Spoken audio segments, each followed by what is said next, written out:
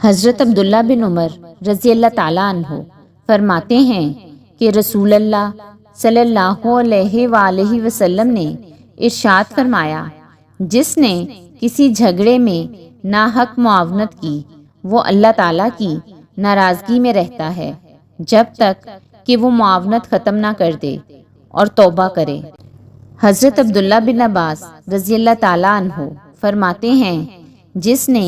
باطل کی معاونت کی تاکہ وہ باطل کے ساتھ حق کو مات دے دے،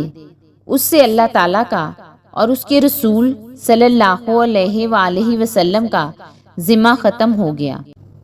حضرت عبداللہ بن عباس رضی اللہ تعالیٰ عنہ فرماتے ہیں، رسول اللہ صلی اللہ علیہ وآلہ وسلم کے پاس ایک ایسے آدمی کا ذکر کیا گیا جو گواہی دیا کرتا تھا۔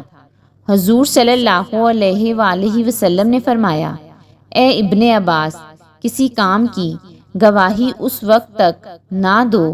سورج کی طرف اشارہ کرتے ہوئے فرمایا، جب تک وہ کام تمہاری نگاہ میں اس سورج کی روشنی کی طرح واضح نہ ہو جائے۔ حضرت جابر بن عبداللہ رضی اللہ تعالیٰ عنہ فرماتے ہیں کہ رسول اللہ صلی اللہ علیہ وآلہ وسلم نے ارشاد فرمایا، جس نے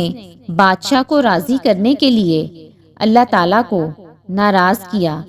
وہ اللہ تعالیٰ کے دین سے باہر نکل جاتا ہے۔